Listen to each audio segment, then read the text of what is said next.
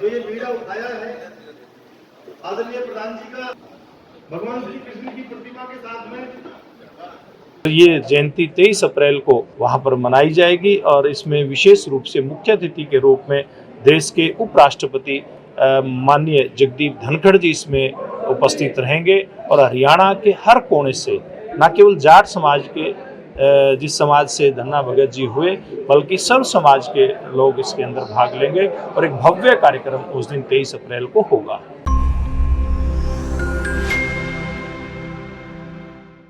Faridabad sector 16 किसान भवन में आज शिरोमणि भगत धन्ना जाट जयंती को लेकर समारोह का आयोजन किया गया। हरियाणा से भारतीय जनता पार्टी के पूर्व प्रदेश अध्यक्ष सुभाष बराला इस कार्यक्रम में शामिल हुए। कार्यक्रम में पहुंचने पर सुभाष बराला का पगड़ी और फूल मालाओं के साथ श्री कृष्ण की मूर्ति भेंट कर उनका स्वागत किया गया। सुभाष बराला ने मीडिया से बातचीत करते हुए कहा कि 23 अप्रैल को कैथल जिले के धनोरी गांव में शिरोमणि भगत धन्ना जाट की जयंती को मनाया जा रहा है, जिसमें उपराष्ट्रपति जगदीप धनखड़ सहित हरियाणा के मुख्यमंत्री मनोहर लाल खट्टर भी उपस्थित रहेंगे। इसी सिलसिले में आज फरीदाबाद में यहां के लोगों को निमंत्रण देने के लिए उनका आना हुआ। देखिए, आज यहाँ फरीदाबाद में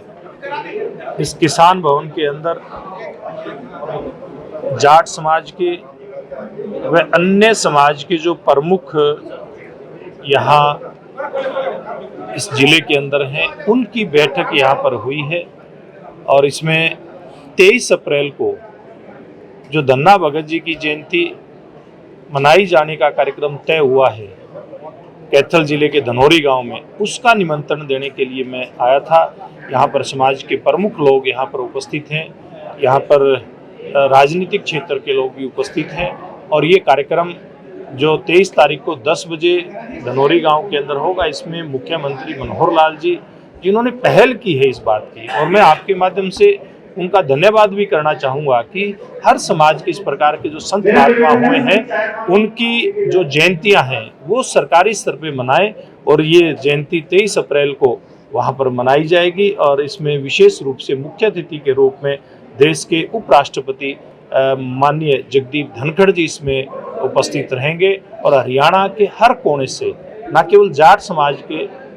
जिस समाज से धन्ना भगत जी हुए, बल्कि सब समाज के लोग इसके अंदर भाग लेंगे और एक भव्य कार्यक्रम उस दिन 23 अप्रैल को होगा। देखिए, बिल्कुल चुनावी मोड होता है जब एक राजनीतिक दल का मुखिया और वो प्रदेश का मुखिया इस प्रकार से कार्यक्रम में जाता है, तो चुनाव तो नज़दीक है ही, उसमें दोनों काम होते हैं, उसमें जनसेवा का भी काम होता है, विकास के काम भी होते हैं, लोगों की समस्याएं भी ध्यान में होती हैं और चुनाव की भी तैयारियां होती हैं, तो सारी बातें सामने। देखिए, कांग्रेस पार्टी के पास कोई मुद्दा नहीं है। आज कांग्रेस पार्टी देश में, प्रदेश में मुद्दा विहीन है। आज जिन मुद्दों की बात कभी विपक्षी दल करते थे,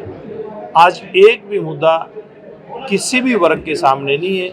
हर वर्ग के लिए जो काम हरियाणा प्रदेश की सरकार ने मुख्यमंत्री मनोहर लाल जी के नेतृत्व में और देश की सरकार ने नरेंद्र मोदी जी के नेतृत्व में काम किए हैं, चाहे उसमें किसान की बात हो,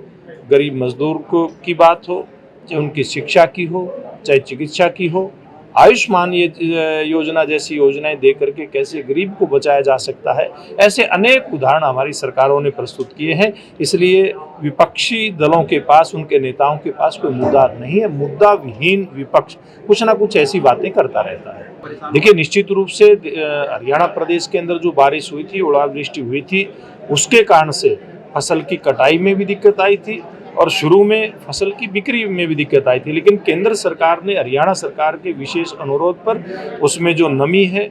और उसमें जो कटा हुआ दाना है, उसमें जो डिस्कलर हुआ है दाना, उसमें छूट दी है और आज बहुत सारी मंडियों में मेरी बात हुई है, बहुत अच्छे तरीके से आज गेहूं की जो खरीद है वो आगे बढ़ी है।